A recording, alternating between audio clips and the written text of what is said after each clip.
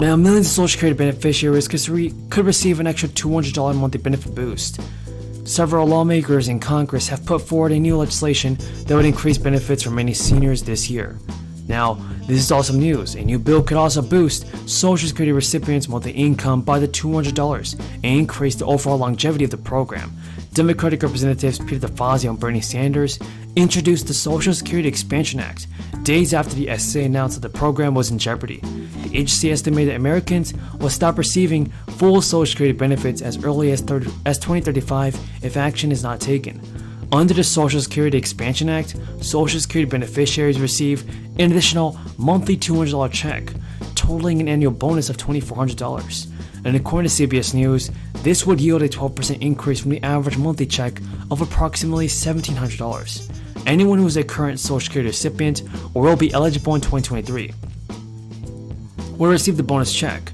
The bill would also boost benefits for the lowest income earners in the U.S. under the Special Minimum Benefit Program. Current recipients receive approximately $900 per month. According to the SSA, the proposed legislation would adjust the rate to 125% of the federal poverty level, increasing the monthly check to an estimated $1,400 per month. Another component of the legislation is to expand the HC's fund by increasing payroll tax for some earners.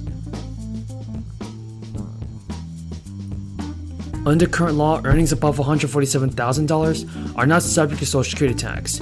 New policy would apply the payroll tax to people who earn more than $200,000. Now, Peter DeFazio assured that the top percent of earners who would see an increase in their taxes if the bill were approved, meaning 93% of taxpayers would not see a change in their taxes. The congressman noted that expanding payroll tax would bolster the SSA trust fund, securing it through 2096. A new bill would make it so a Social Security recipient might receive $200 more per month and a 12% boost in money.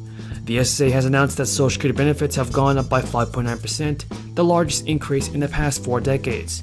And the president of the registered Social Security Analyst Group told CBS News that many seniors rely on Social Security for the majority of their income. $200 a month can make a significant increase for many people. Now, Senate Democrats have finally reached an agreement to raise taxes on some high earners who say they are abusing a loophole to slash their tax bills. Lawmakers said the plan to close a tax break for those earning more than $400,000 a year, requiring them to pay 3.8% taxes on certain income from pass-through businesses. They project that closing a tax loophole would raise about $200 billion over a decade. A source said would be used to pay for Medicare through 2031 in an effort to keep the federal health care program from going bankrupt. Without congressional intervention, the program's hospital insurance trust fund is poised to begin running out of money by 2028. Chuck Schumer and Joe Manchin have been privately negotiating a bill that would include prescription savings, which they've reached an agreement on, as well as energy and climate funding and tax increases on upper earners and corporations. They haven't struck a deal on a larger package, and it's unclear whether they will. Manchin's office offered a vote to confidence for the tax agreement to extend the life of Medicare. And so let's see what happens, everybody. I thank the Speaker and I thank the distinguished Chairwoman and Mr. Keller, my colleague and friend from Pennsylvania, for their leadership on H.R. 7337, Access to Veterans Record Act. The Access for Veterans to Records Act will help provide the National Archives and Records Association resources desperately needed to address veterans' records requests. The Record Center houses records that are essential for veterans to receive the service-related benefits they need, including medical treatment, unemployment assistance, emergency housing.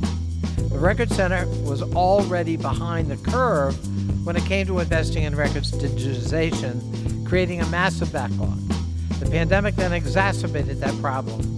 Although NPRC has reduced the backlog to 515,000 from a peak of 603,000, it's still preventing veterans from receiving the records they need. It can't be an acceptable standard.